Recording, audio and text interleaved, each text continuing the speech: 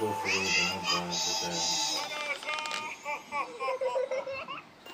Who grounded? Look, Joseph.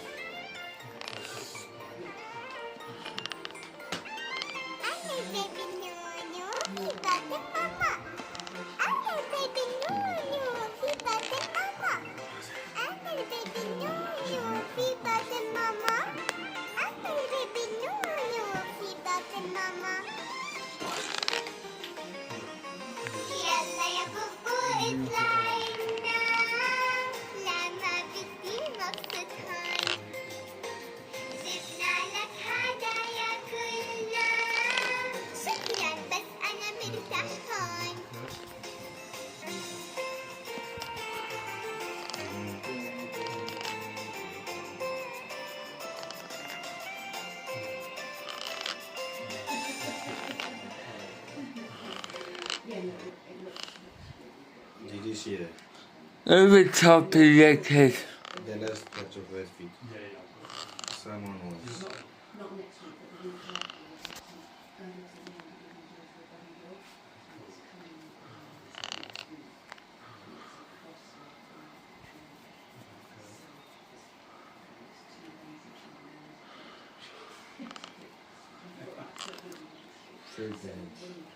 Did you see that? Let's clean that one before you start your.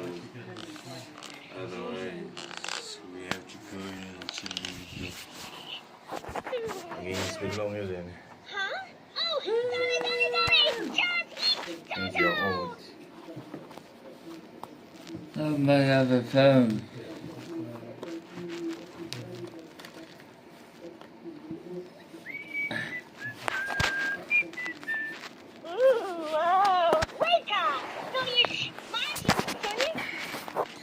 Or you can use that one as well.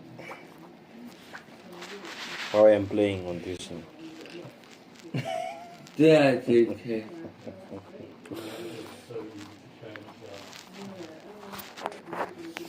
What is that?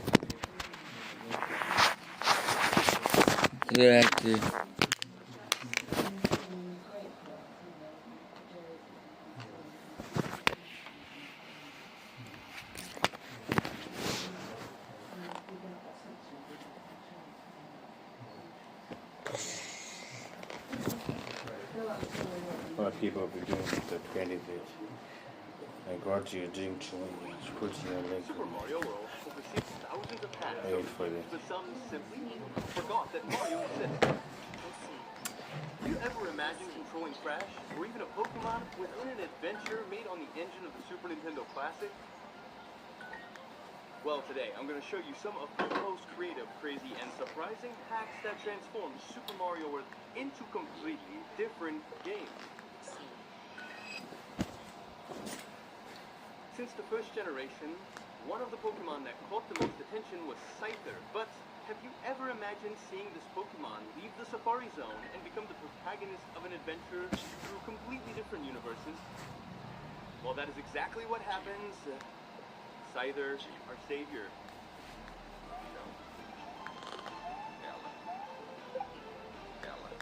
His name Somewhere in this universe, the fierce Bowser put his plan into action to conquer countless worlds and become the absolute sovereign of all living beings, opening dimensional portals and connecting completely different universes to expand his domain. Conveniently for our hack story, Mario was busy. And with the usual hero unavailable, Fate decides to choose the coolest praying mantis in gaming to fulfill this mission. Everything I've said so far is already crazy. Yes, but when you start the game and see that the first place you are transported to is Green Hill, then, my friend, you no longer know what to expect from then on.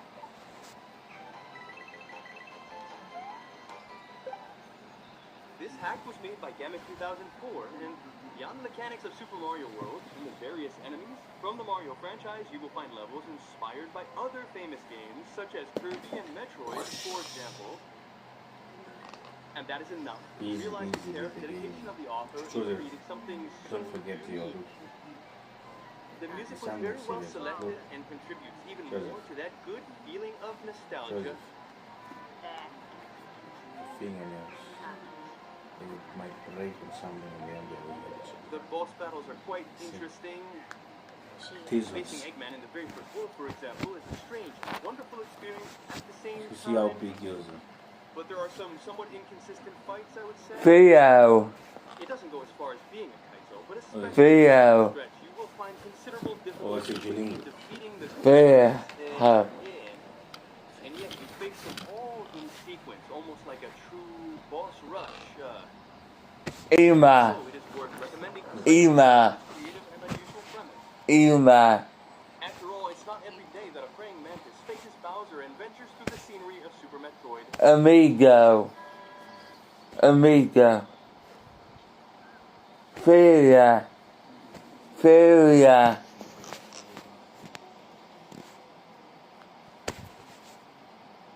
Tio.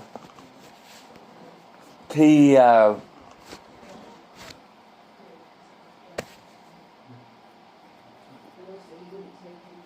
Theo. Theo. Theo.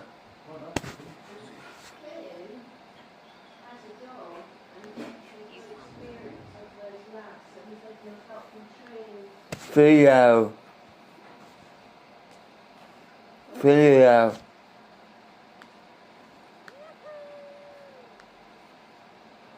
Ella. Mình ra here. Or maybe it needs to increase the volume of the phone so that you can hear the words correctly.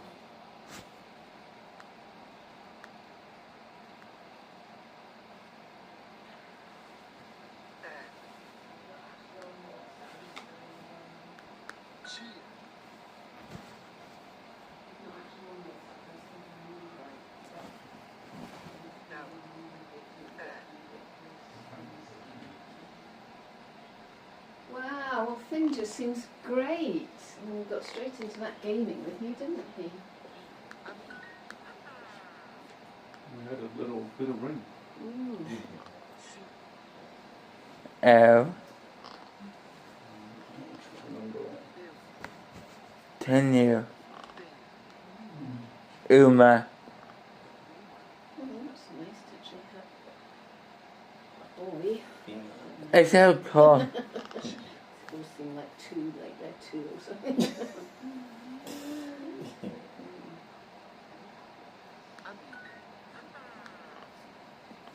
A gaming buddy. What's amazing as well to me is that all of these, all your friends who come, or just instantly are able to play the games with you. Without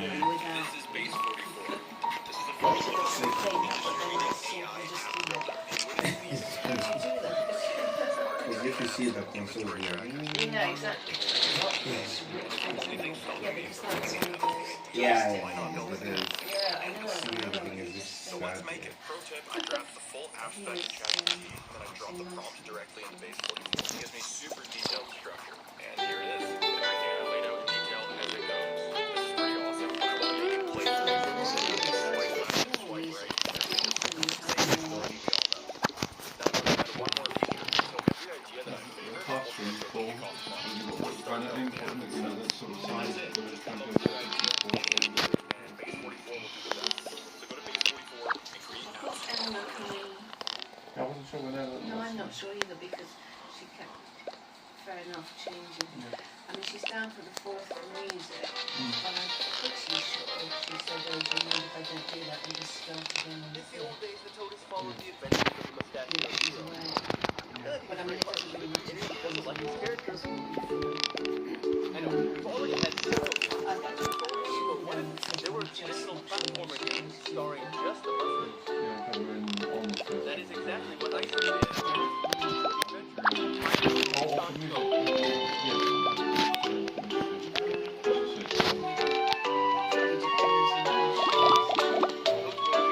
Auntie Jan staying over, The introduction then says the following. Go to this friend who then mine Jan's, playing in a forest full of beautiful flowers and and didn't then notice Eleanor's that doing many the Wednesday people and had Thursday. disappeared there. So. saw them again, and Toad wants to find out where they were taken. Good luck. And that's it. When you start playing, you notice that the graphics are incredibly polished and that's not all. The level design is also very well thought out. So If it's you have not paid attention, you're focusing underwater so you don't drown. coaching and he's looking for a job in the numbers as speaking We'll cross the Pacific walking sections that will really test your patience, but not as much as the bosses. it's kind of in summertime fits Like his giant spine. You need to lure him into hitting the walls to knock down a block and then hit him. It looks easy watching, but you have to play to see your hair falling out with every new attempt, minion attempt.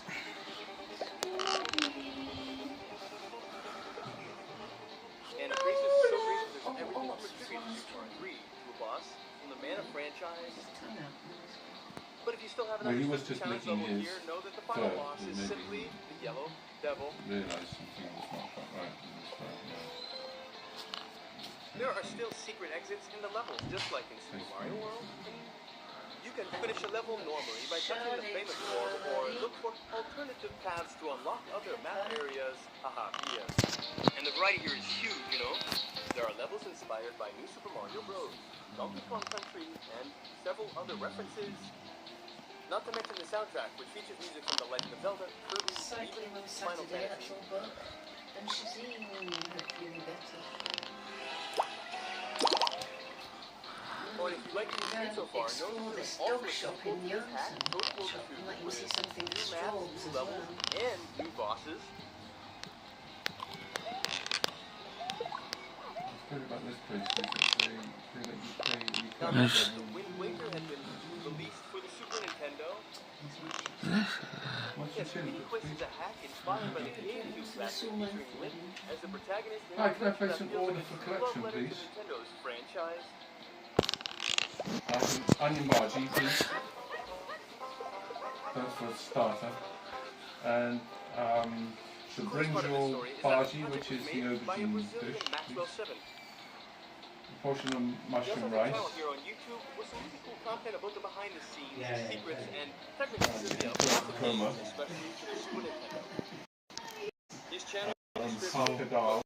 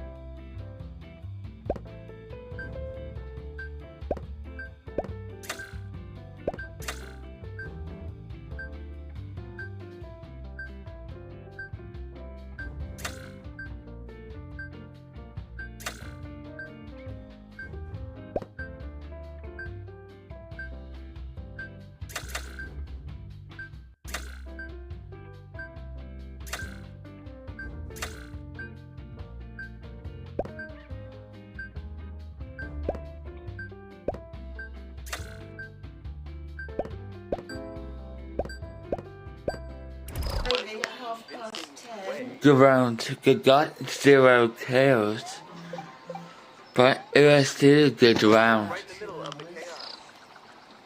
The ever-scheming scientist Dr. Neil Cortez decides to play mad scientist for a change. He creates a portal to travel between dimensions and steal powerful artifacts. But as tradition dictates, the plan goes completely wrong. Instead of controlling the situation, he ends up throwing everyone into a reality where everything works like a Super Nintendo game. She's a home visit, isn't it? Now it's up to Crash to explore this retro world, face Cortex, and find a way back home. Most interesting thing is that the project isn't limited to just swapping Mario's graphics for Crash's. And The character retains several classic features of the series, such as the famous spin move to defeat enemies and break boxes. Eleanor 10 till 12 on Wednesday. Yeah.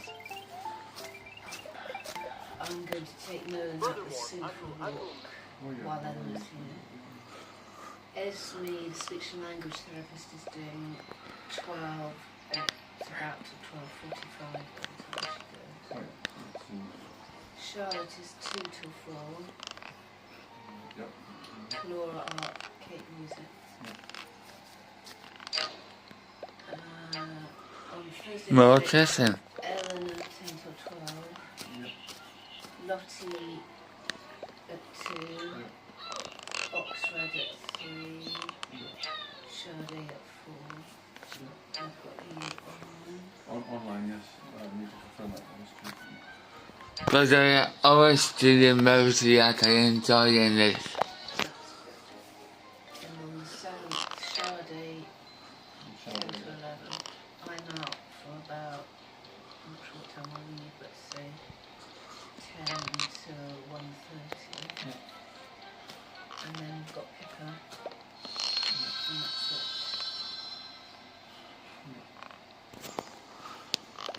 And then cycling in Shaheen on Saturday.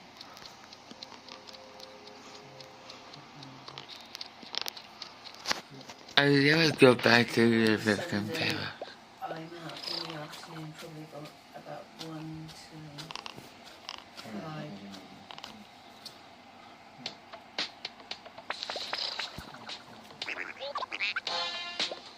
This is about the road.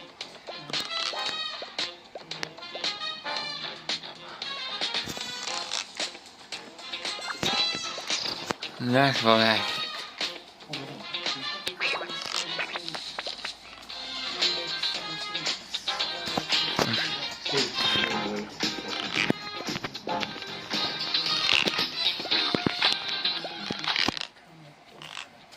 Alright, on the 17th as well. Masks appear as power-ups that offer different abilities during the adventure, creating a very fun mix between Crash gameplay and the classic structure of Super Mario World. The settings are extremely well produced with sprites adapted to the 16-bit style and levels that feel like they were developed by someone who truly knows both franchises. The soundtrack is also a highlight featuring music inspired by Crash with that characteristic sound of the Super Nintendo. The day after, the 20th, we've got another 3 ready. The result easily gives the impression that we are looking at a box release from the 90s. The adventure features details like brand new stages, multiple paths, secret areas, and gems and relics. call this a dreamer. Those who just want to finish the campaign will have a fun experience, but players who like to complete everything will find a much greater challenge.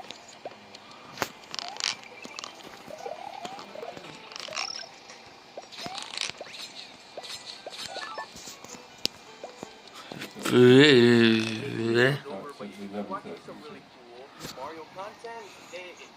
On the screen, I'm leaving a video where I show a fun game for the Game Boy Color. The guys even added Yoshi to the first Mario, among many other new features. Click there to check it out. If you enjoyed the content, subscribe to receive more videos, become a member if possible to support the channel even more. Thanks, take care, and see you next time. Okay, you're watching YouTube, but did you know there's a YouTube music app where you can discover new music for the swipe? Yes! Get YouTube Music Premium.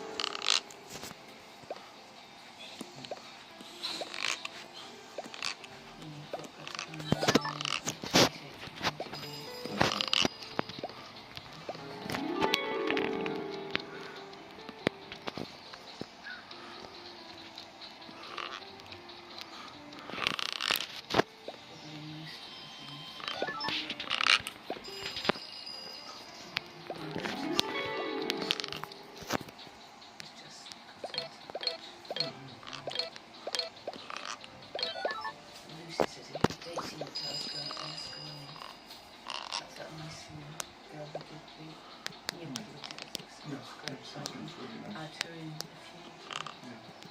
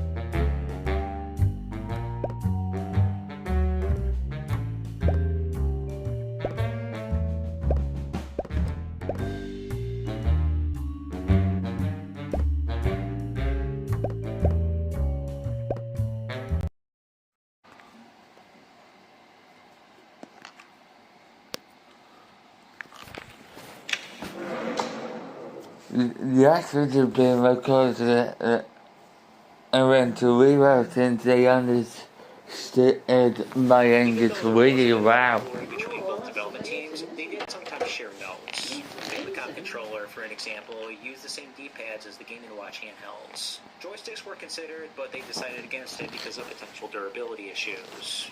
In 1985, Nintendo released the Famicom, now called the NES, in the US. Because of the poor state of the video game market, Nintendo advertised the product as a toy instead of a video game console.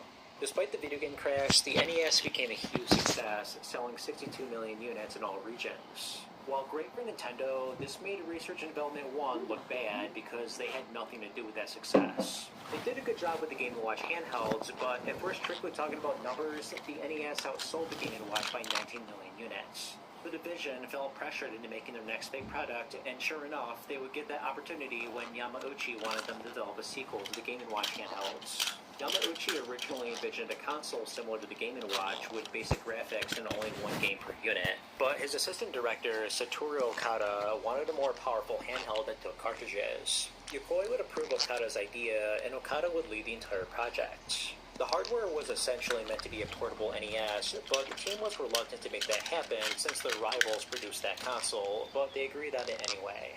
Like I mentioned before, both divisions were sharing nodes even if they were competing against each other. Research and Development 2 gave pushback on the upcoming handheld, claiming that the original CPU they wanted to use was impossible, but it's believed they were just trying to hurt the project. Research and Development 1 did end up using a different CPU anyway, though. A colored screen was considered at one point, but the team wanted to stay true to Yokoi's original philosophy of a white screen, like the Game & Watch. This would end up being a good decision because colored screens were more expensive, and a huge selling point of the Game Boy was the cheaper price and superior battery life. The Game Boy was so close to not happening. The manufacturer of the screens, Sharp, was not prepared for the task, which led to delays. The prototype had a low-quality screen, which the CEO, Yamauchi, was not impressed with, so he canceled the product outright. Most of the team behind the Game Boy moved on to other projects, but Yokoi still had hope in keeping the project alive. He eventually reached an agreement with Sharp to manufacture a screen that was good enough for the Game Boy, which was enough to convince Yamauchi to give it another chance. The Game Boy was released in 1989 for $90. Super Mario Land was originally going to be the backing game, but Yokoi and Okada realized that Tetris would be a better fit because it appeals to more people. It's fortunate that the product was not canceled because it ended up being a huge success. 40,000 units were sold on the first day of release, and 1 million were sold within a few weeks. It seems like Nintendo was assigning all the handhelds to Research and Development 1, while the consoles were assigned to Research and Development 2. Both divisions were great in their respective territories, so why not keep it like that? Sure enough, when the Super Famicom was announced, Research and Development 2 was behind it. The console was originally conceived because competition was getting fierce and sales of the original Famicom were starting to go down. When a prototype was showcased at the Nintendo Space World event, it drew a lot of attention to the point where 1.5 million people pre-ordered it. When the Super Famicom was released in 1990, it was a huge success, selling over 30,000 units within hours. The console was released in the US and Europe later on, and altogether it sold 49 million units. Not every product was successful, though. The company Reflection Technology created a virtual reality game called Private Eye. While Sega was concerned about the game's seeing color display and motion sickness, Yokoi saw potential in the idea. He knew that Nintendo had a history of innovating, and that a virtual reality console would be hard for the competition to recreate. On paper, it seemed like a great follow-up to the Game Boy. Research and Development 1 reached an agreement with Reflection Technology and began development on the VR32. Some sacrifices had to be made to ensure that the console would be inexpensive. A color display was considered, but it would have been too pricey, so they settled for a red LCD screen. The demo was shown off at conventions, and it's clear that the console had decent hardware. The talked in great detail about what the VR32 is capable of, but didn't go into much detail about the games. It's almost like they didn't know. Despite the attempts to keep the price down, the VR32, now called the Virtual Boy, was $180 on release day. While cheaper than a home console, it's way more expensive than the Game Boy. Despite the similar name, it wasn't meant to replace the Game Boy, but instead be its own separate entity.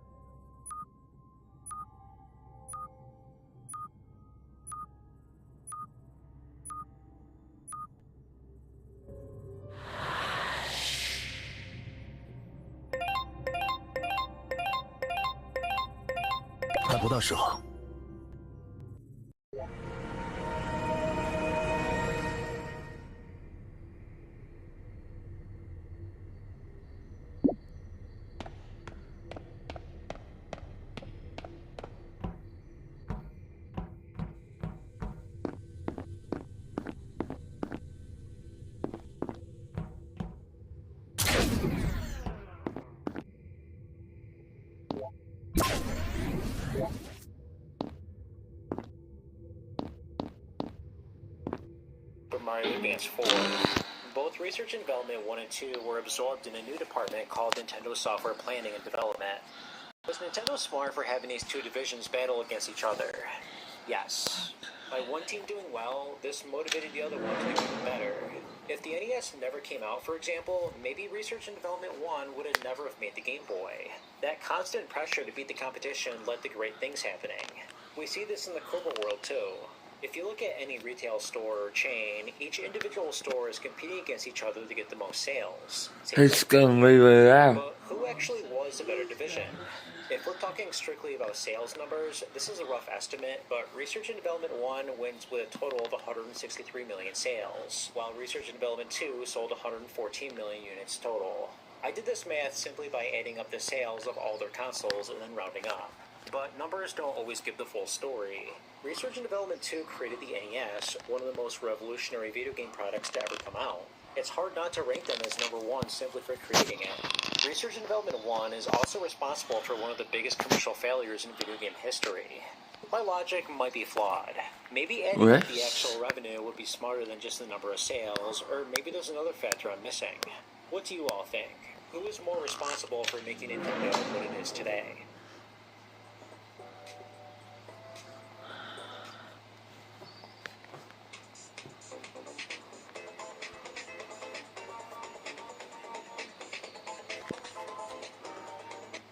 If you made it this far in the video, do me a favor and hit that subscribe button right there. And who do you think was a better division, Research and Development 1 or 2? Let me know in the comments. Thanks for watching.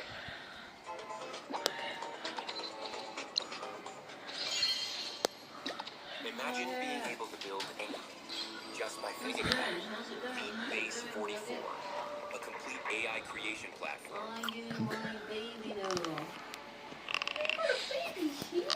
You look at that rain. You don't see that very often. That's nice. The MSX is a line of computers that when looking at the games, you can tell that the hardware capabilities were super limited. It couldn't support that many colors on screen, and the hardware was not capable of scrolling. Nonetheless, you would be surprised at what kind of games developers tried to pull off. They really maximized the hardware at 时间流沙，皆在我指尖。 its fullest. Let's take a look.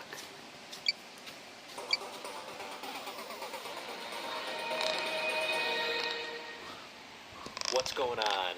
It's Poser coming at you with another video. Okay, we're going to be talking about the MSX today. Cool. For you, hit that subscribe button right there. If you want to join me, Dr. Blast 26, Natic, Beatman 64, Airbyte Cop, Zero, Super Gamer 18, just join our Discord server, discord.poser.net. Okay, we're going to waste no time. Let's get started.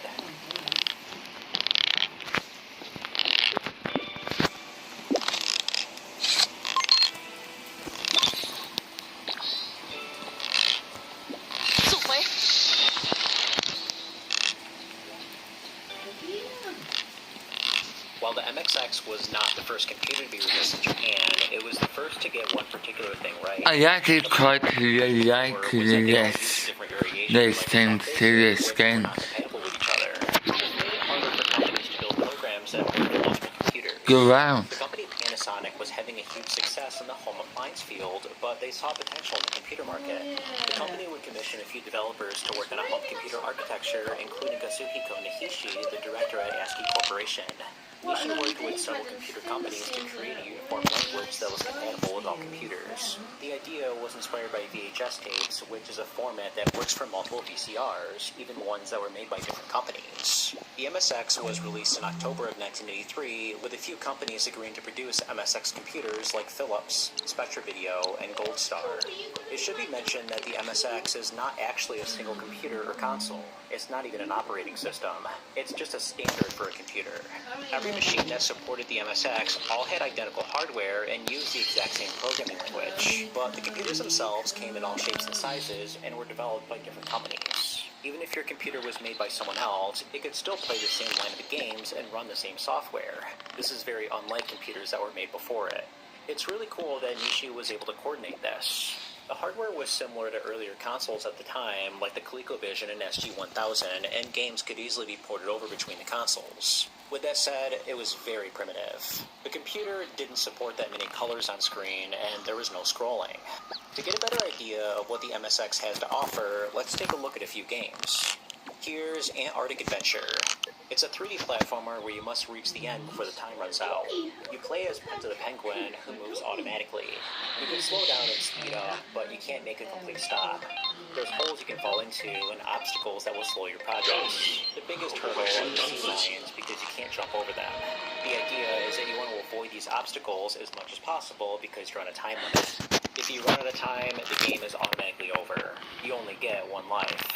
My only issue with the game is how repetitive it is. The stages look nearly identical, and the items don't actually give you anything except points. It's playable, but there's no polish whatsoever.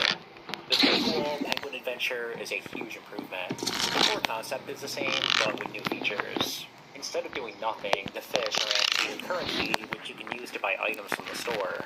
The stages have way more variation than the Antarctic Adventure, and there's new obstacles in each of them.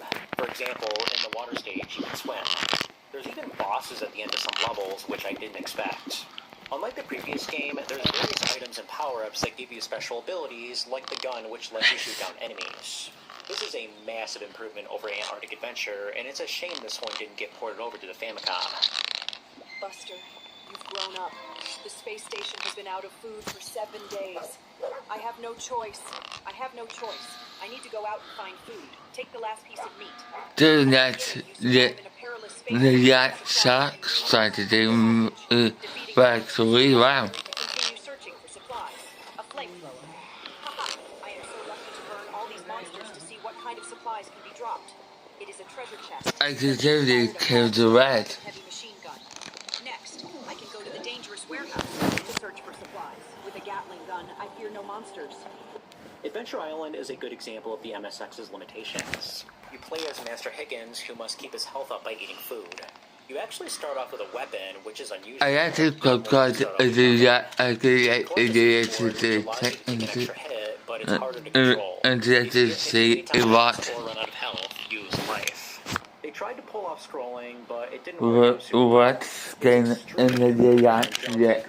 frame rate. Scrolling, he moves more robotically. The difference between not scrolling and scrolling is so sudden, it's very hard to telegraph. The graphics are decent, but Master Higgins looks like he has a bad sunburn. Nonetheless, I do think this is a good wow. Here's Eggerland Mystery. It's a puzzle game where you must collect all the items to advance to the next level. In some stages, you only get one chance, so if you move an object to the wrong place or get hit by an enemy, you lose a life. Some enemies have a specific pattern that you need to keep in mind. For example, in this level, you have to place boxes in front of the enemies so they can't shoot you. In the eggs, but you can only do this a few times, so you have to be smart about when. If you couldn't tell, this is an early version of what would become Adventures of Lolo. I think a game like this is perfect for the MSX because there's no scrolling. If you're into puzzle games, you'll have a good time with this.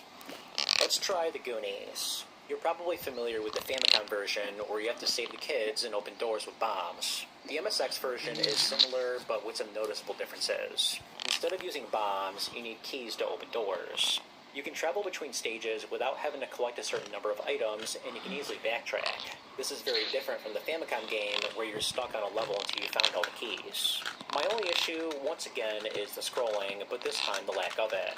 When you're near the edge of the screen, it's impossible to see incoming enemies, and you end up taking damage, which is unfair. The game is significantly harder than the Famicom version because you only get one life, and there's very few health upgrades. It's an okay game, but the Famicom one is way better. F1 Spirit is actually an ambitious game for such limited hardware. It's a top-down racing game. You can pick between different types of gameplay modes and vehicles. If you run low on gas or your car takes too much damage, you can visit a pit stop. These are absolutely required because you cannot go through a race on a single tank of gas. Yeah, seriously, these cars are gas guzzlers.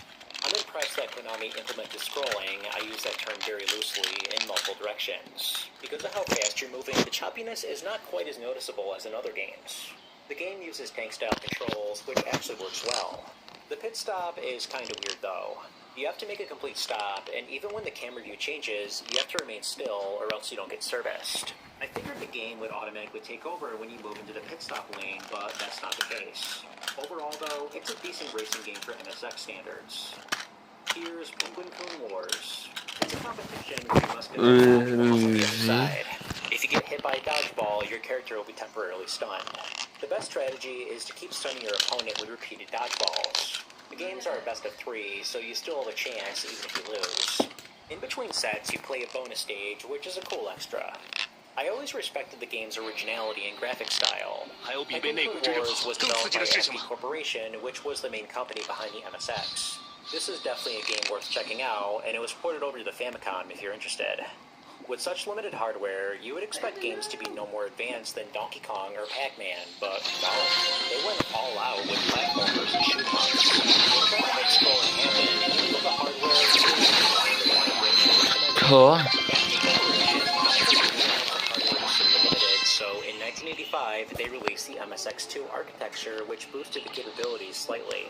The MSX2 could handle way more colors on screen, and the scrolling did appear to be better in some games.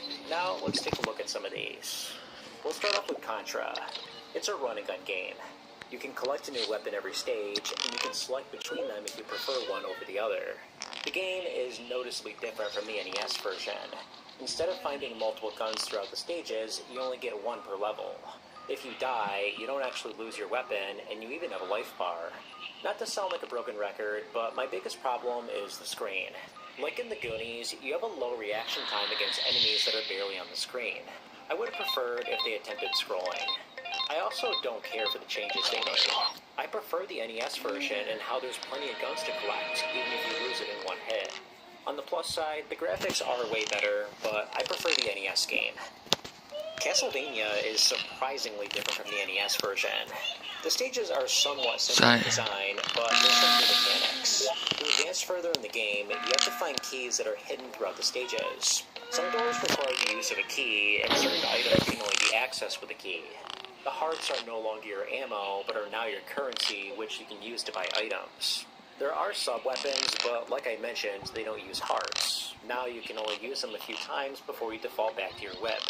The stages are more non-linear, and you can walk in an endless loop if you keep going straight.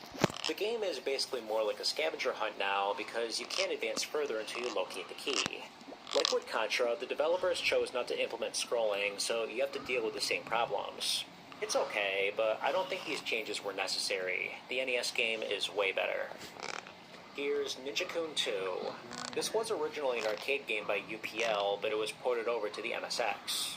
It's a platformer where you have to complete a certain task, which is different in each stage. For example, in some levels you have to defeat every enemy, but in others you only have to find the exit. As you make it further, you gain more weapons, like the bomb, which has a better range.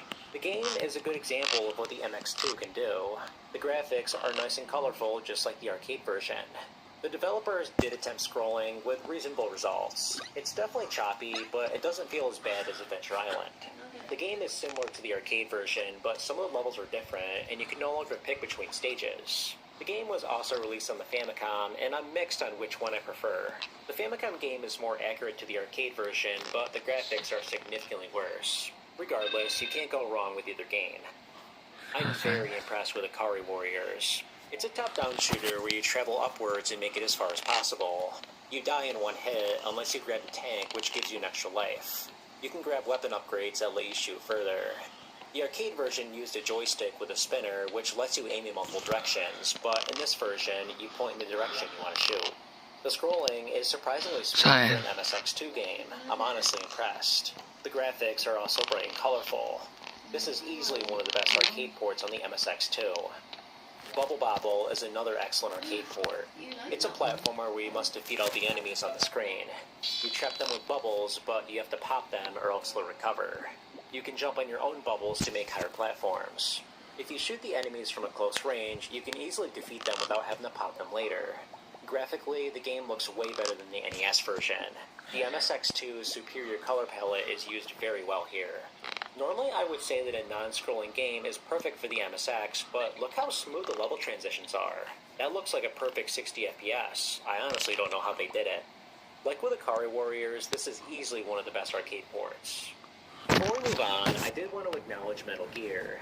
I'm not super into games like these, but it's one of the most well-known MSX games, and the franchise got its start here. I can't make an MSX video without at least mentioning it. The MSX2 was a much-needed update over the original product. The scrolling might not be perfect, but the color palette has been drastically improved. Some games look nearly arcade perfect. Unfortunately, the MSX would go through a bit of a decline, with the first problem being Microsoft. The company was originally business partners with ASCII Corporation, but they didn't agree with Nishi's spending habits. He owed Microsoft $500,000, and he spent $1 million on a mechanical dinosaur to promote the MSX. Imagine that.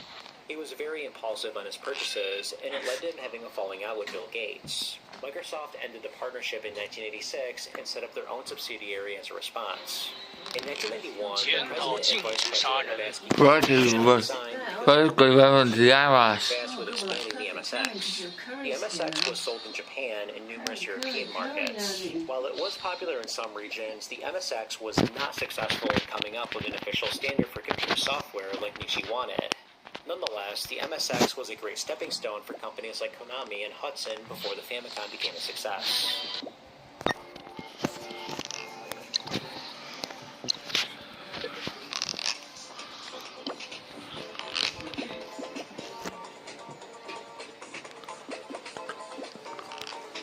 If you made it this far in the video, do me a favor and hit that subscribe button right there.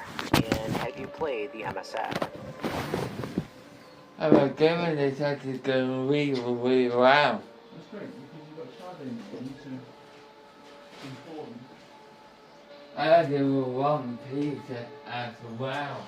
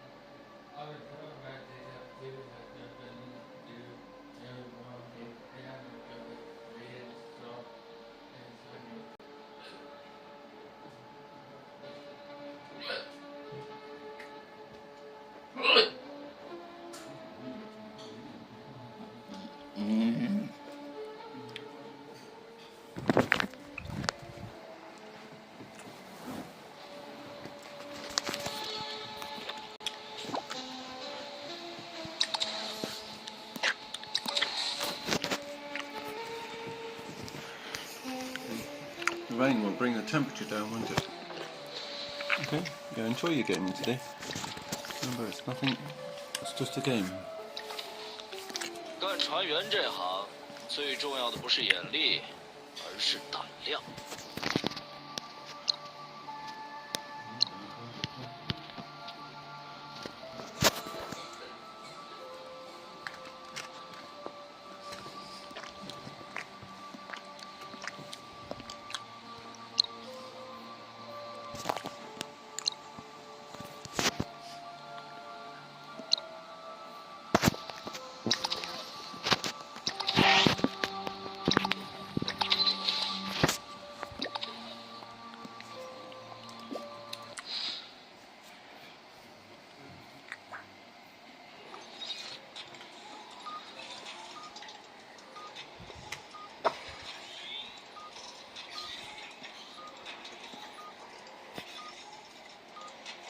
Mappers are chips that go inside of cartridges that increase the amount of memory that a game can hold.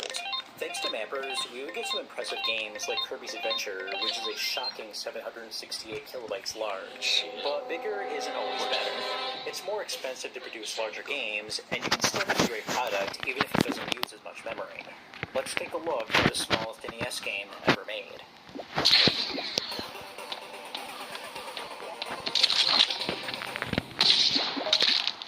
What's going on? It's Poger, coming at you with another video. We're going to be talking about smaller NES games today. If that sounds like a good time to you, hit that subscribe button right there. Just a quick reminder, I did make a community post for my 50th subscriber special. If you want to ask any questions that you've always wanted to ask on the channel, now's your time to do it. Check out our Discord server, discord.poger.net. Okay, let's get started.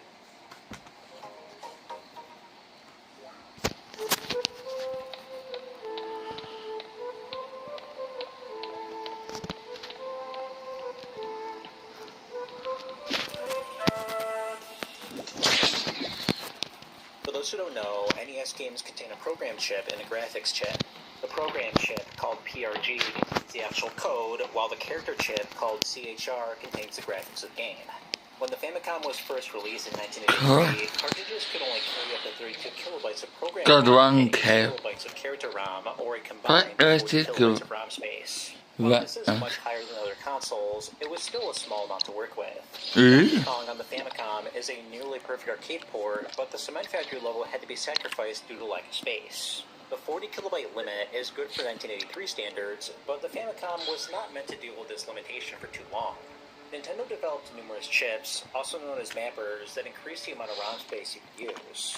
The first ever mapper was CN-ROM, which increased the total amount of ROM space to 96 kilobytes, more than double the normal limit. The MMC3 mapper, which is one of the most popular chips, was an absolute powerhouse that supported up to 768 kilobytes of ROM space. Third-party companies were allowed to use their own chips, but because of how expensive it was, they usually didn't do it. Konami, Sunsoft, Acclaim, and Tengen are a few companies that did. You may notice a correlation that the later NES games used the more popular chips. This makes sense because why wouldn't you use the best technology possible? But it didn't always make sense financially to use the larger mappers if the game didn't need it. There are some later NES games that use less powerful mappers because it was cheaper. You might remember my video a couple years back when I talked about the biggest NES games ever made. If you haven't seen that video, definitely check it out. But I thought it would be cool to put the spotlight on the smallest NES games. We're going to be talking about games specifically that don't use mappers at all. Let's start off with the absolute max you can go without a mapper, 40 kilobytes. These are the games that are a little bit more complex than a typical arcade game, and usually feature multiple levels, which of course is going to take up more ROM space. While most of Namco's arcade ports use less space, Pac-Land is one of the exceptions. It's a platform platformer where you have to make it to the end before the time runs out. You die in one hit, but like with regular Pac-Man, you do collect power pellets that lead to the ghosts. The control scheme is what makes this game unique. Instead of using the D-pad, you repeatedly tap A or B to make Pac-Man move. The faster you tap, the faster he moves. This can be hard to get used to, and it's not as easy to get away from danger, but I can't be too mad because the arcade version had this same control scheme.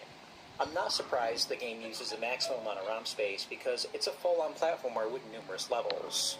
Pac-Land was revolutionary for being one of the first horizontal platformers that came out before Super Mario Bros. Huh? The arcade version did. Speaking of Super Mario Bros., we can't not talk about that game. It's remarkable that Nintendo was able to fit 32 vertically scrolling levels in 40 kilobytes of ROM space. You get a ton of content for such a small game, but how did they pull it off? The developers did take a few shortcuts. The stages reuse a lot of the same background graphics, and some levels are exactly the same, but with minor edits. Most early arcade and console games before this were only a single screen or only a few levels, but Super Mario Bros. Gave you way more. We talk about how impressive some of the later NES games are, but we don't talk about how impressive it is that developers were able to squeeze so much content out of 40 kilobytes of ROM space.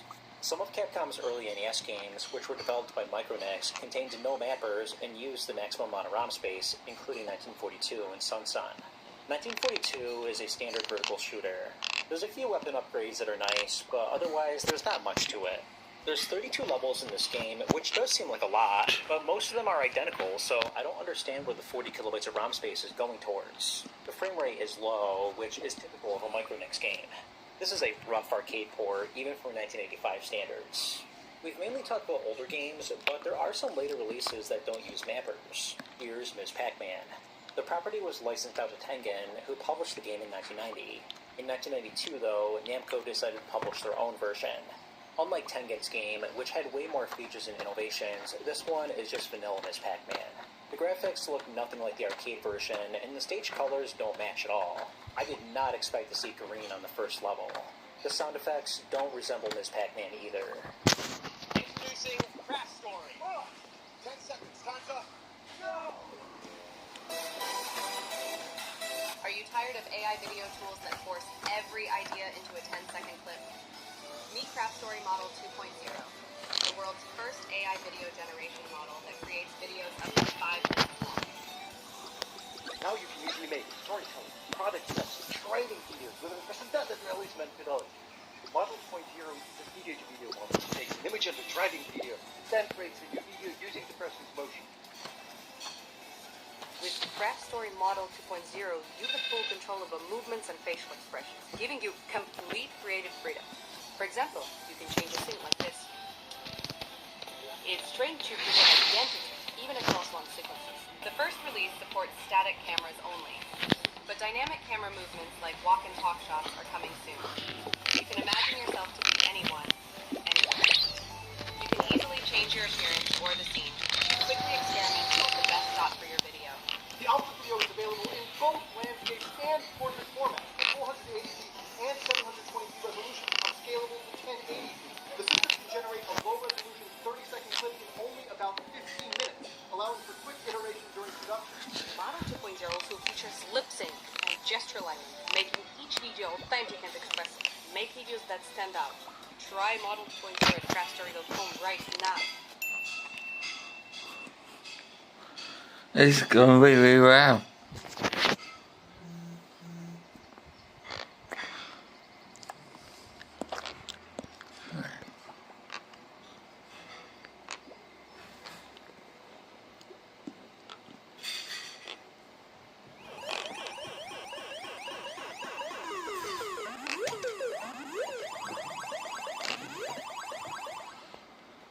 If you make it far enough, there are additional levels that were not in the arcade version, but otherwise, you're just getting a watered-down version of Ms. Pac-Man. This is insulting when you consider that Tengen's version looked and played more like the arcade game, but I do have to give credit to one aspect. The game doesn't use a mapper, which probably means that Namco saved a lot of money publishing this game. Just because the technology is there doesn't mean you have to use it. If it's more expensive and you can make the game without it, why even bother?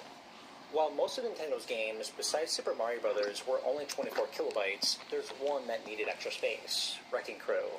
It's a puzzle game where you must destroy all the blocks to advance to the next level. Some blocks take more than one hit to destroy, and some ladders have to be destroyed as well. You have to be careful in what order you destroy everything because you could trap yourself. If you do, or get hit by an enemy, you lose. One of my favorite aspects of the game is construction mode because you can build your own levels. This is where I would spend most of my time when playing this game. It's understandable why this game is because there are 100 levels total. I'm conflicted about that. It's a shoot 'em up where you have to collect upgrades. The upgrades will give you better range and an additional hit against the enemies. You can migrate between above ground and underground, which have their own advantages and disadvantages. Underground is nice because you have way better range with your weapon, but the screen moves much slower. The above ground is quicker, but your weapons aren't as effective. The enemies are different as well, so you might have a preference over what section you want to be in. As you make it further, the background and enemies change, and sometimes you fight a dragon boss. The game is fairly short because there's only a few backgrounds and then it repeats, and you fight the same dragon boss numerous times. You're not really getting that much content here, so I'm not sure why it uses the maximum amount of ROM space. It could be because the graphics are very well detailed, and the screen moves in multiple directions, which is impressive for a game without a mapper. For an early NES game, this gets a pass. If you thought 40 kilobytes was low, now let's look at 24 kilobyte games. These are where a majority of the launch titles and early releases fall into. A lot of these games happen to be arcade ports and games that only had a few levels, but there are some games that are longer than you would expect. I already hinted that Donkey Kong was 24 kilobytes, but could Nintendo have done better? For those who may not be aware, the original arcade game had 4 levels, including the Cement Factory level. Unfortunately, because of how little ROM space the Famicom supported, the Cement Factory level was not included in the console port. Here's why that's weird. Donkey Kong Jr., which is also 24 kilobytes, contains all 4 levels from the arcade game, and we already established that 40 kilobytes was the maximum that a cartridge could support. With those two things in mind, why couldn't Nintendo squeeze out one extra level in Donkey Kong? Seems like there's more to the story. Try to wicked is relation to this. You must inflate all the enemies to beat the this day. The best strategy, if you're aiming for points, is to lower them to a boulder and then drop it onto them.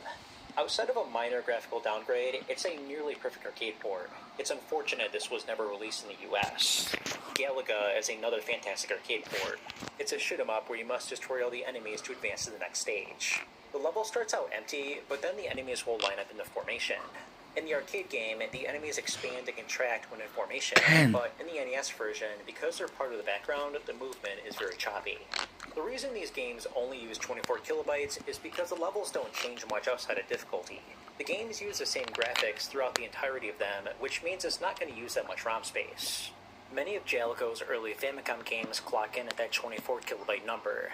Exterion is a shoot 'em up where you only have a limited number of bullets. You have to be careful when you use your rapid fire because you might run out. You do have another weapon that has unlimited ammo, but it's slower and harder to hit enemies. Thankfully, you recover more rapid fire bullets for each enemy that you kill. The main reason why this game is so difficult is because of the slippery controls. Your ship is more momentum based than most other shoot 'em ups, so you have to be more careful. The graphics are incredible, with background layers that give you the illusion of 3D graphics. That's difficult. It's a shooter where you can turn into a jet fighter. As the jet fighter, even move this kind in this fashion. Fuel in the process. In some areas, like above water, you're required to transform into a jet fighter or else you die. You have to plan ahead and make sure that you have enough gas. Can I have this after your super in the English version? The parallax scrolling is also really impressive to see. Daddy around my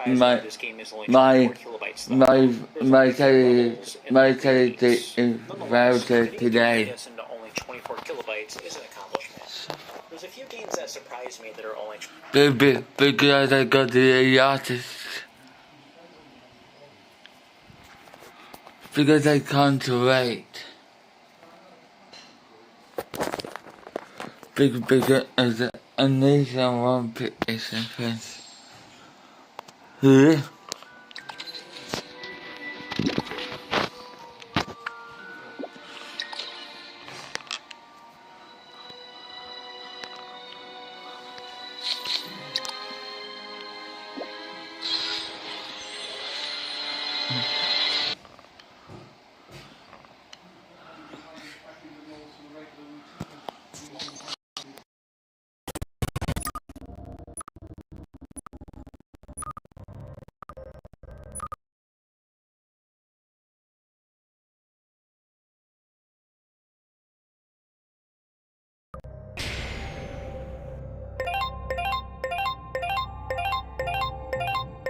After hundreds of years of waiting,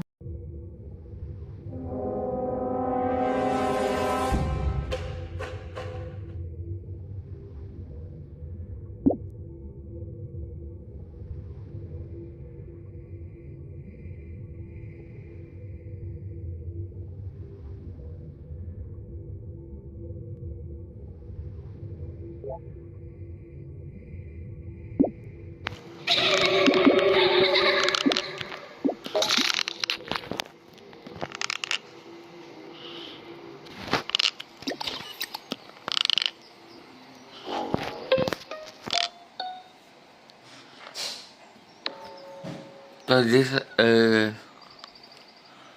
going really well. Okay, I've got it. I know.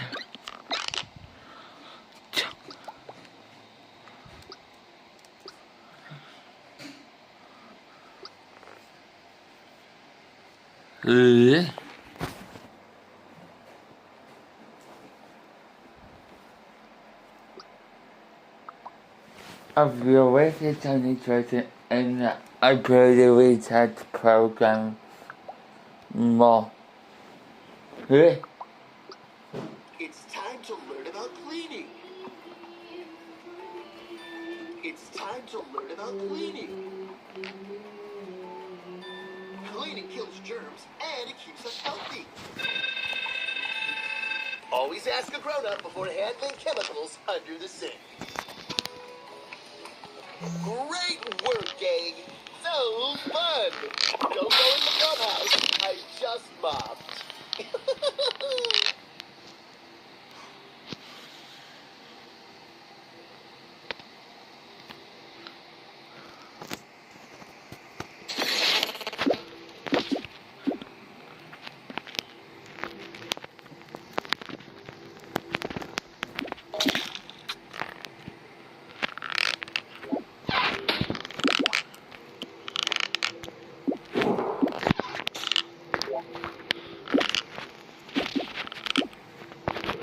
Good round. 8.4. Yet another grand performance.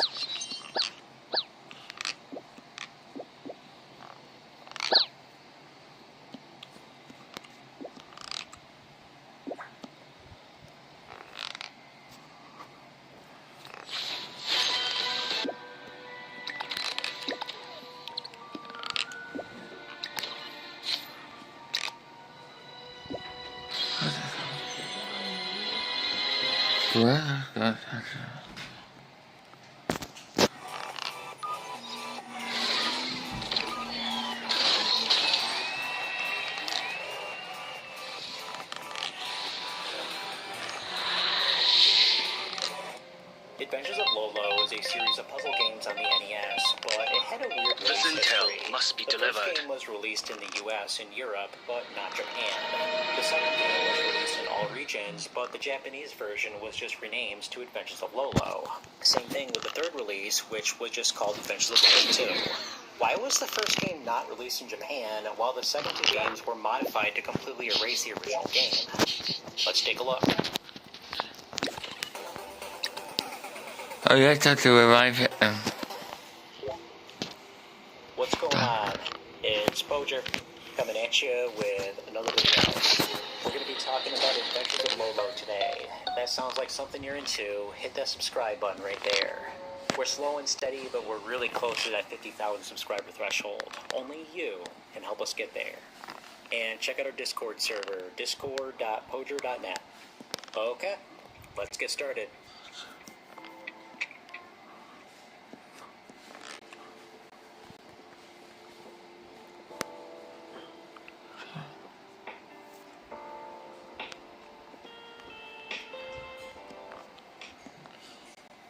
The company Hale was founded in 1980, producing hardware peripherals. The company began operations inside an apartment, but they would eventually grow in size, which meant relocating. With the release of the MSX in 1983, Hale would begin developing games for it. They started out releasing knockoff versions of well-known arcade games, but they would become the first company to obtain a license from Namco to produce computer games. In 1985, they released Eggerland Mystery. You play as Lolo and you must collect all the hearts. You have no weapon by default, but you can sometimes collect a projectile that lets you turn enemies into eggs. If you hit them twice, they disappear. You can push the green blocks, but keep in mind, you can trap yourself if you push them too far. There's no way to pull them back. I could do some of my favorite games today, and all my matches are Super Saiyan Trash. Others will hurt you right away. The statue enemies will always shoot you if you walk in their space, unless you push blocks in front of them. The game requires a lot of trial and error. You're only given one chance for everything to go according to plan, or else you have to die on purpose. If you push a block too far, or waste one of your projectiles, you have to try again. You have a limited number of lives, but you can continue as many times as you want. There's also passwords. One really nice feature is a construction mode where you can actually build your own level. 1 year later, they released Eggerland 2, which made some drastic changes. Now there's alternate paths you can take, and the screen will move horizontally or vertically. Some paths will lead to a dead end, but you're able to backtrack the levels that you've already completed. Eggerland 2 was ported over to the Famicom Disk System, making it the first game in the series on a Nintendo console. The levels are exactly the same, but the graphics are obviously way better. My only complaint with the game is how some of the paths will lead to an instant death. In one room, you literally get hit as soon as you enter. There's not even a way to go back. But it's only a minor nitpick because you do have unlimited continues. I do think having an open world where you can travel between stages is a nice twist on the gameplay. If you're not into that though, the next game, Eggerland Revival Labyrinth, goes back to the more linear formula. Eggerland Departure to Creation is exactly what it is, a departure. The developers completely did away with the alternate paths, and there's only 50 stages in the game. To compare, there's over 120 stages in Eggerland 2. On the plus side, they did revive the construction mode, so there's at least that. I assume this was meant to be a remake of Eggerland Mystery because most of the levels were taken from it. It's definitely the worst game so far because of how many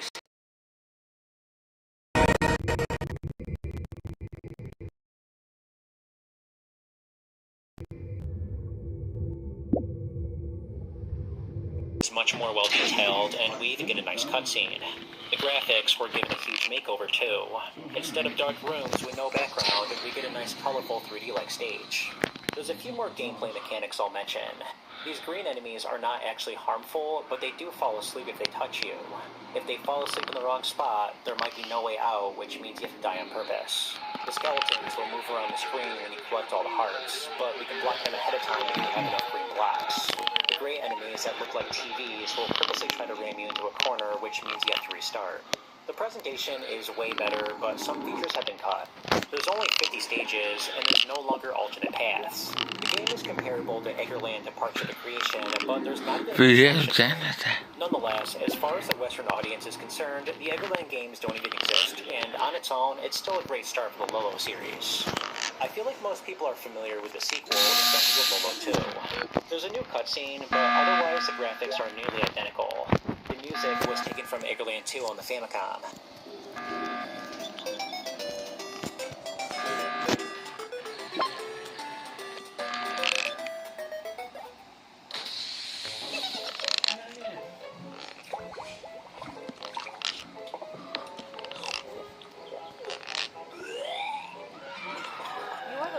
Spaceship. You took in the survivors and handed out clothes to them. You escorted them to shabby, filthy living quarters, and they flew into anger immediately. You chose to spend no credits at all and clean the rooms by yourself. The space station lacks sufficient restroom facilities.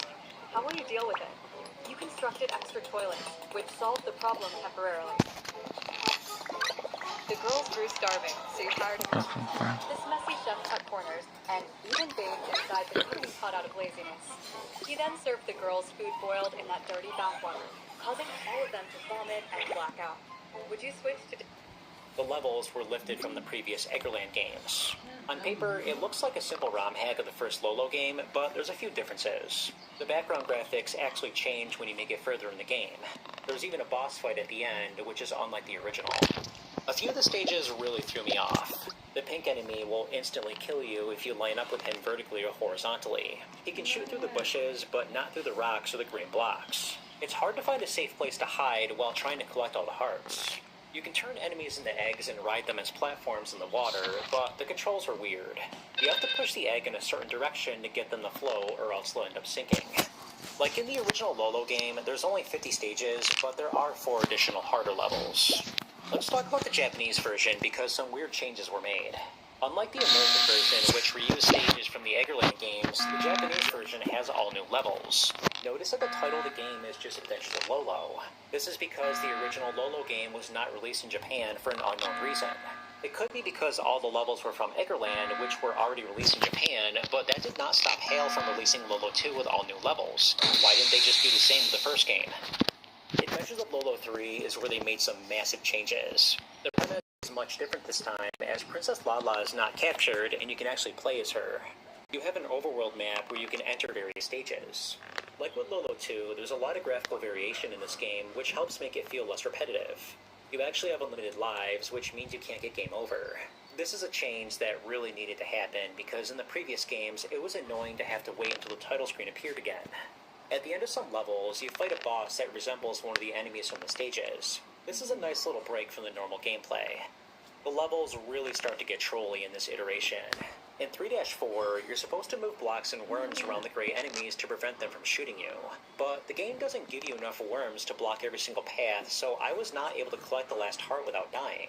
I was stuck on this level for the longest time until I realized I'm supposed to let one of the worms respawn so I can reuse them a second time. 3-8 is brutal because there's these moving pink enemies that shoot you if you're within their path, and there's not that many safe zones. Remember that they will hit you if you line up with them horizontally or vertically, and there's 4 of them, so good luck with that. 4-4 might be the worst level in the game because of a very precise trick you have to pull off. You have to move an egg so that it lines up with these 2 statues, but it has to be in the exact right spot or else you trap yourself or get hit. You have to do it quickly too, because once the egg hatches, you can't move them anymore. I just wanted to give you an idea of how difficult some of these later stages are, but you'll definitely get your money's worth. You're actually getting more levels in the previous 2 games, 100 instead of 50 each. The Japanese version was renamed to Adventures of Lolo 2, no surprise there, and the levels were all replaced. This is definitely the best Lolo game out of the 3. They improved nearly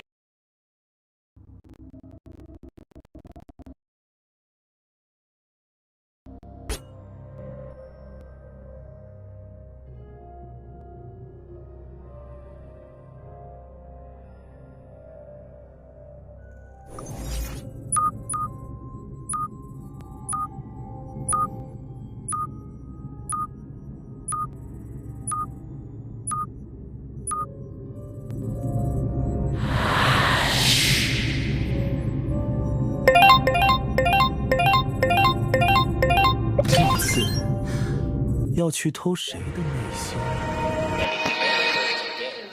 Yes, obviously this is the best variation. HAL, which was the same company that originally Nintendo developed the Furby games. With the creation of Kirby, it seemed like HAL was starting to phase out the Lolo character. Instead of appearing in his own games, he would begin showing up in the Kirby universe. In Kirby's Dream Land, he's one of the stage bosses. In Kirby's Avalanche, he's one of the opponents you have to fight. The characters were also renamed to Lololo and La La La instead of just Lolo and La La. That's too low if you ask me. Lolo and La La are portrayed as antagonists in the Kirby games, but when the TV show Kirby Right Back At Ya came out in 2001, they're actually good. I don't know how much involvement HAL or Nintendo had with the writing, but it didn't seem like they knew what role they wanted Lolo and La La to film. Also, they can fly for some reason. There's definitely a lot of interesting questions about the Lolo series. Why weren't any of the Eggerland games released in the US? Why was Adventures of Lolo not released in Japan? And why were the next 2 games renamed to cancel out the original? And why was Lolo downgraded to a side character within another series? But we need to do was find a way of gift and stuff to the mini program. Have you played any of the games from the Eggerland or Lolo series? Let me know in the comments. Thanks for watching.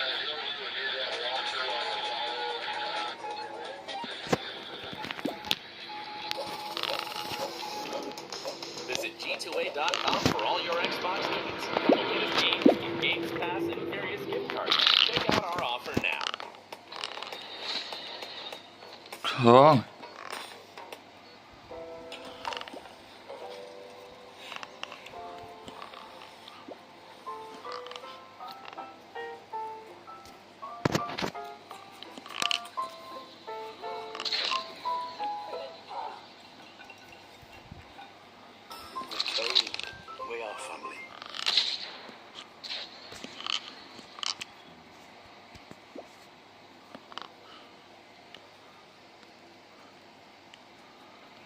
With the popularity of the angry video game nerd, there were many YouTubers that published their Because what I know is about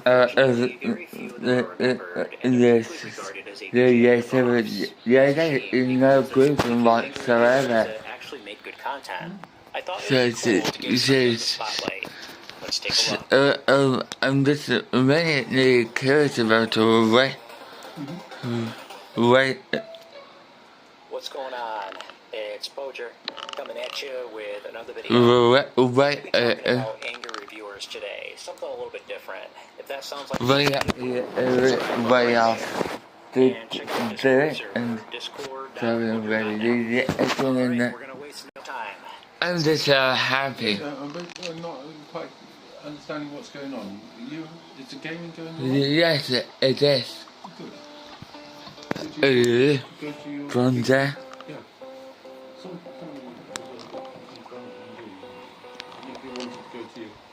Big computer or? When I say angry reviewer, I'm talking about content creators from the early days of YouTube that were inspired by the angry video game nerd. A lot of them have been forgotten today, so I thought it would be cool to go over some of them. Let's get started. Gaming nerd, or whatever his name is. Number 1. One of the biggest problems with early YouTube was the low production quality of videos. If you wanted to produce videos, there were not a lot of options for free video editing software. Nowadays, there's plenty of options like Shotcut or DaVinci, but back then, your only choices were iMovie or Windows Movie Maker. Because of this, a lot of angry reviewers that were inspired by the AVGN didn't have the best sounding. Baby no, baby no, baby no. Yeah.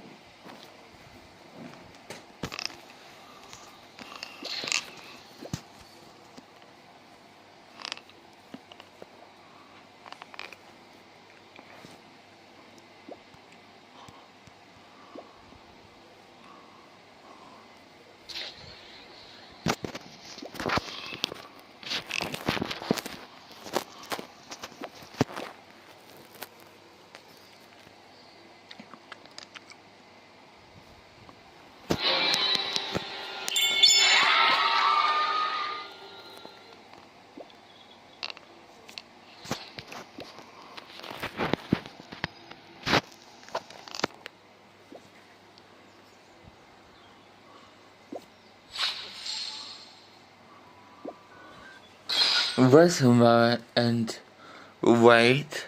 Just rest of it. I remember the classic express school on the select and that's it, and I have any good. And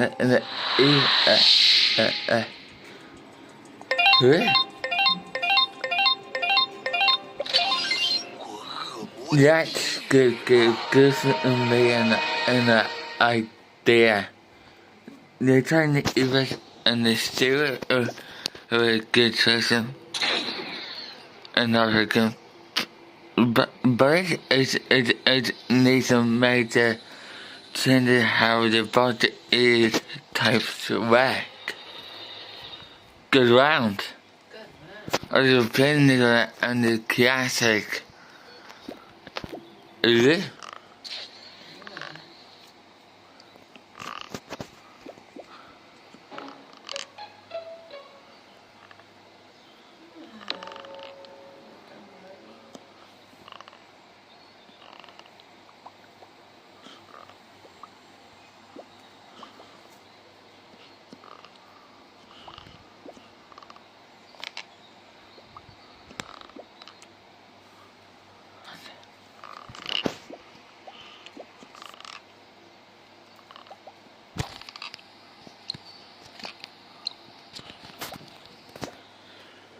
Yeah.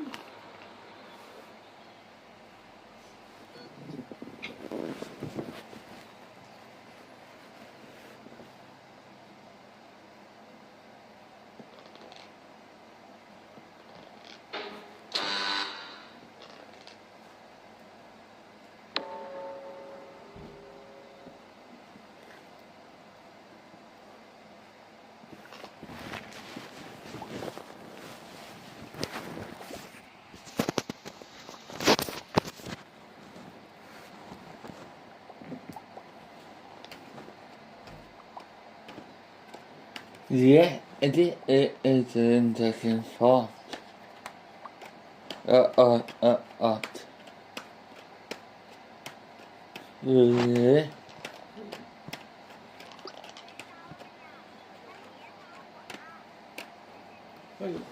liking that stress ball. Oui. Well, you made that. It's really impressive. Let me take a photo of that and send that to.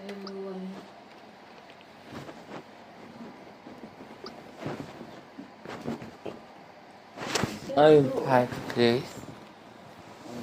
Two balloons. One stuffed with rice and tied maybe, and another string. And that was just really clever. What are you doing? How much would you sell those for if they advertise it online? They'll be making them and selling them on. I'm just really curious. Yeah, no, but don't be too ambitious tonight because we... I won't. Yeah.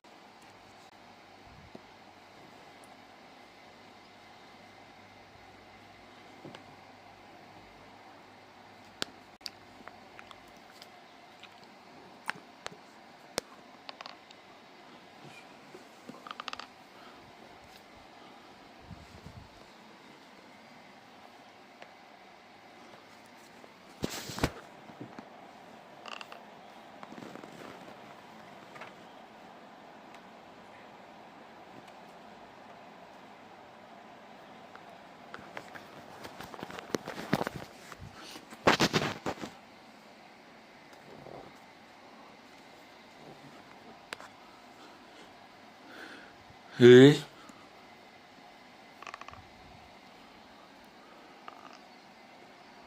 I got the wrong piece now. Do you want me to put on my Facebook page that you'll make those for people for £1 and see if you get some orders? Well, that's nice. Yeah. Because... Do you think you'd use the money to spend yourself? Yeah. Yeah. A little job. Making stress balls. I'd buy one from you. And I'd buy one because I thought that was amazing. Yeah, I'd look up on the internet and say how. Put it on the Facebook. You might find some other things you can make. It shows that Emily's a really good thought. And the other lady, Emily, came over and talked to you as well. She asked you about your new Furby. Presumably she did the balloon. Yes. Yeah, that's right. Yeah. They were laid out carefully. And Joseph Just well, you might have trimmed the Joseph could put the rice in. Yeah, that's probably what you did, and pack it in there nice and tight. Squeeze it into a smaller balloon.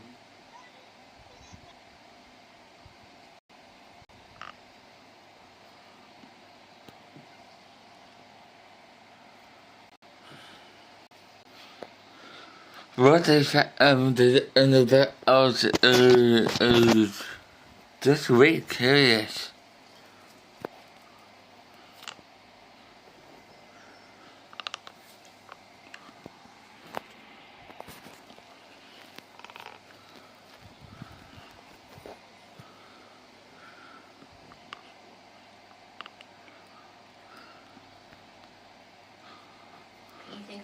name for them. Phantom. Phantom stress balls, that's lovely.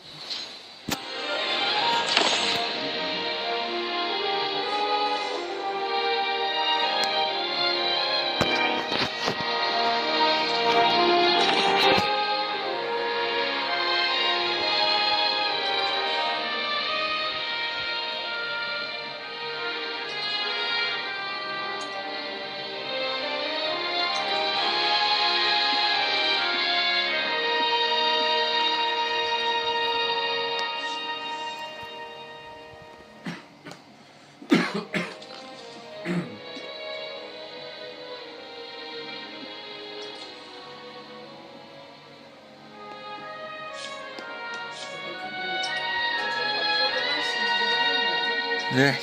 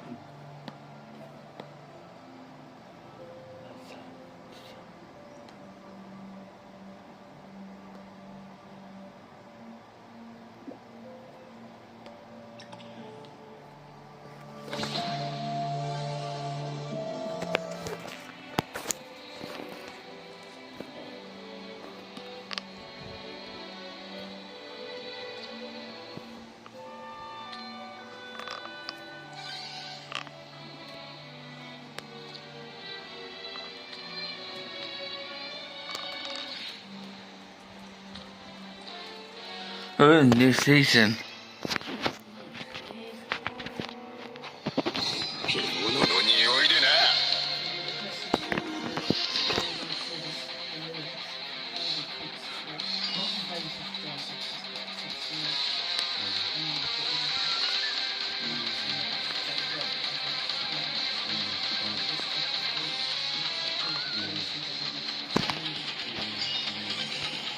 Right.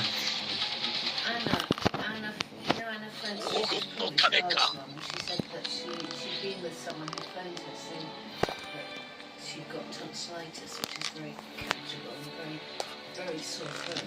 So it's a shame, but... You go to a concert, you tend to be shouting in people's faces, don't you? So it's easy for things to Well, she show. thought it was just a sore throat from that, but it was much more.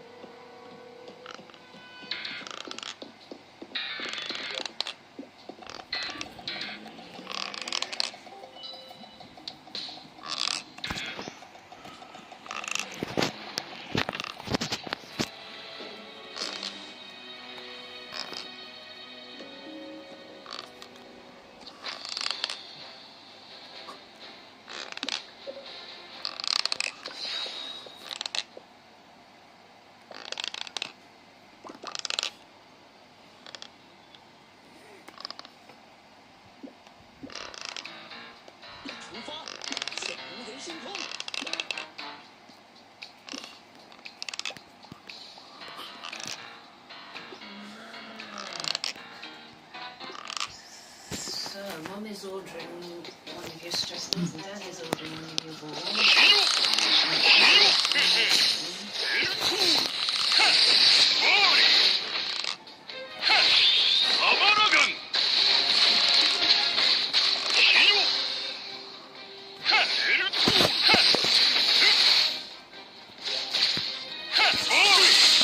I think it makes sense why the other events are switched to it's rapidly yeah.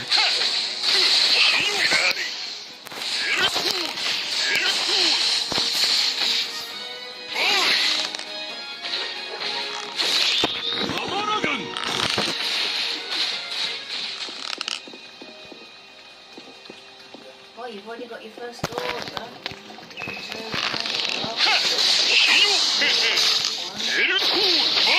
Yeah.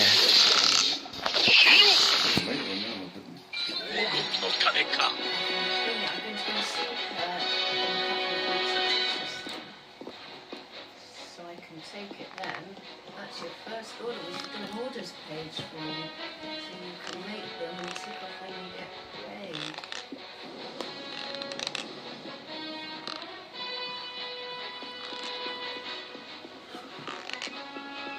Good.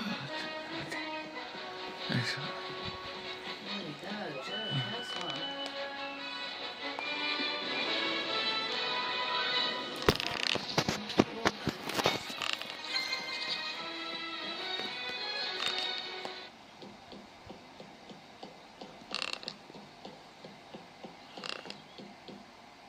Exciting, isn't it? That's £3 already you'll be earning.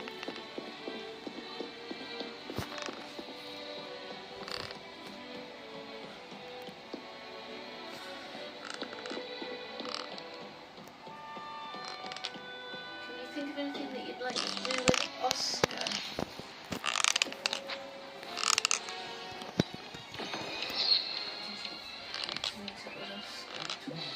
Yes. You do farming.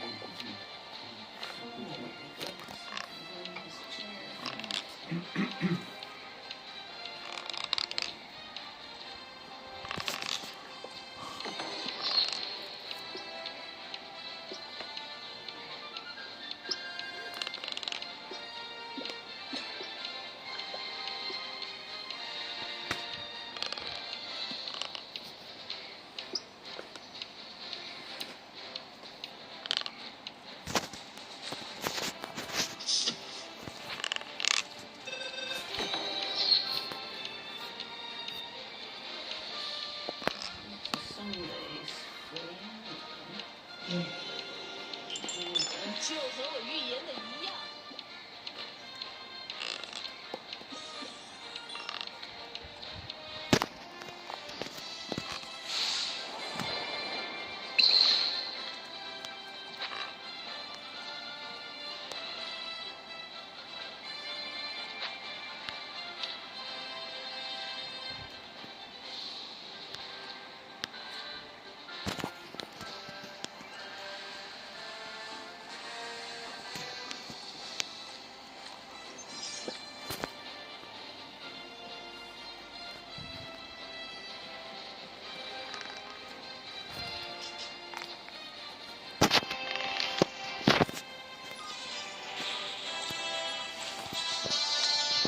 Yes.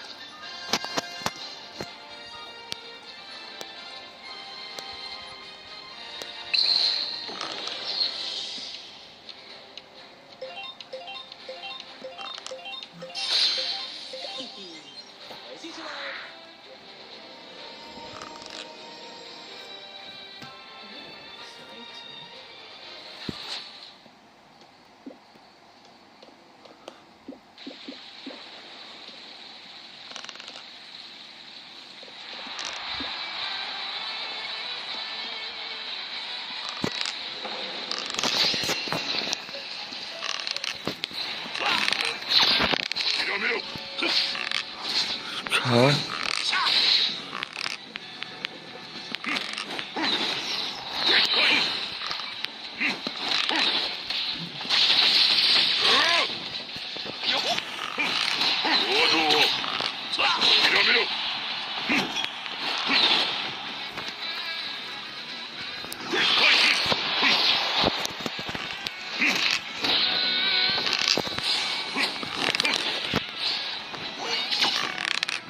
We've got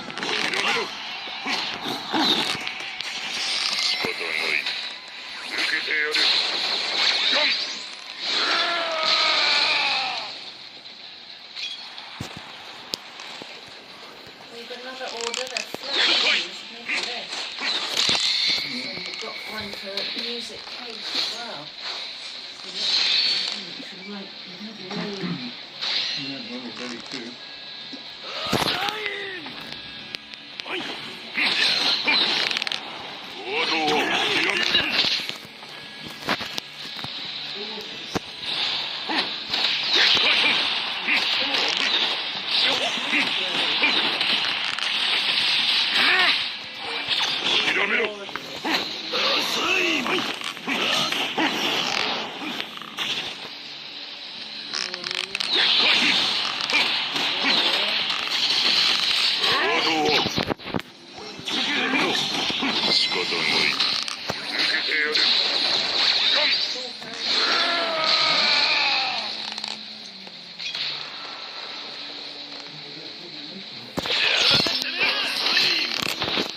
Yes.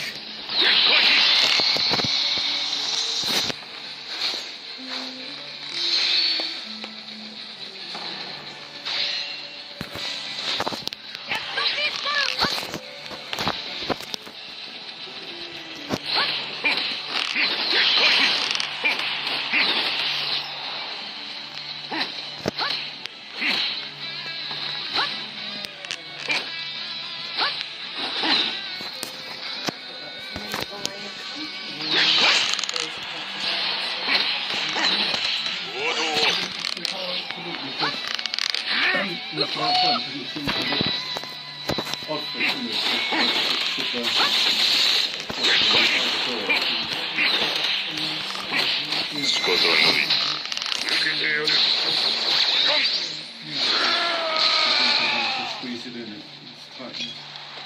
You can experiment with You it. You can accentuate one.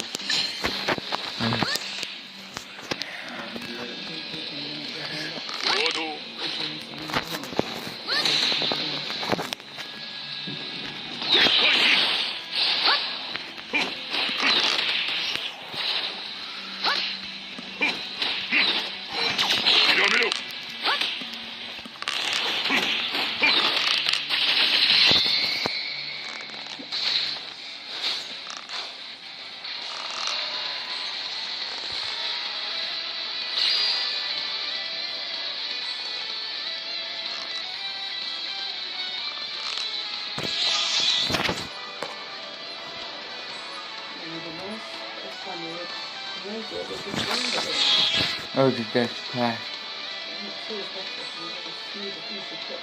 You block glue first so that it's stretched, then you let it deflate. You use a funnel, you pour your rice in to get it as big as you want it. Too big, I guess, so it's nice and squidgy in your hand.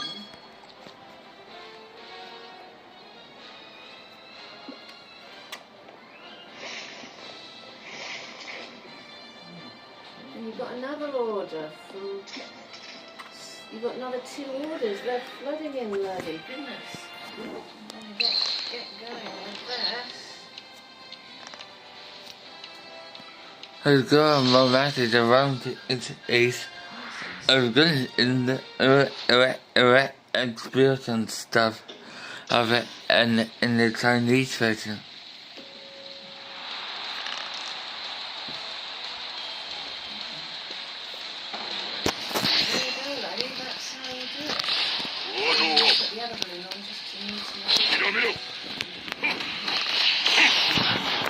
Right. Color.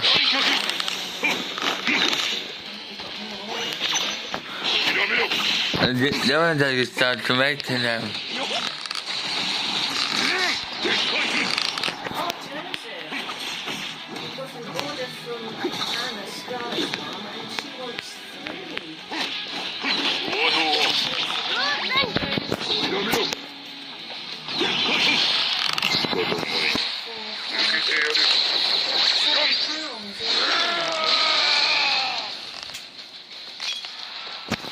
Yes, I'm ready.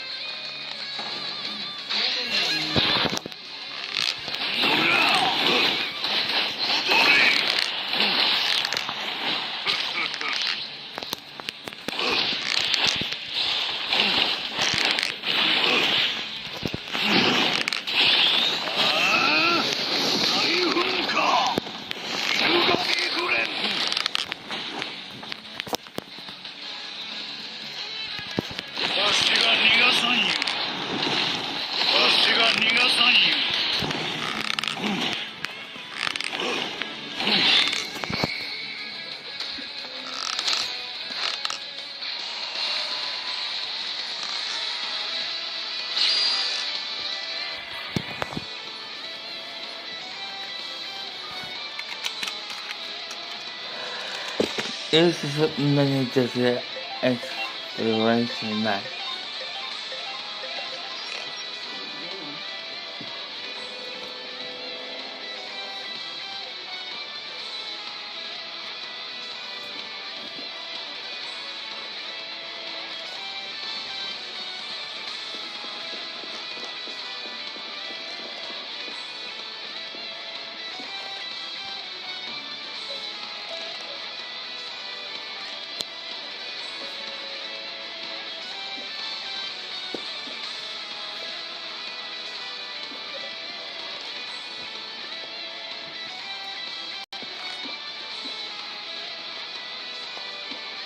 It's actually good.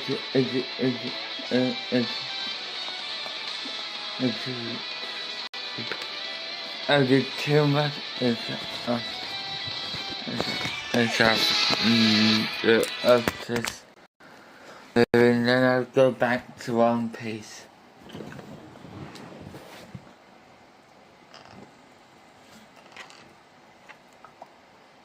Oh, you've got 2 more orders. So that from Joe, she now wants 3. No. They're going to production, man. You're probably busy one evening making them up. Get some. I think we've got some rice actually that we can use.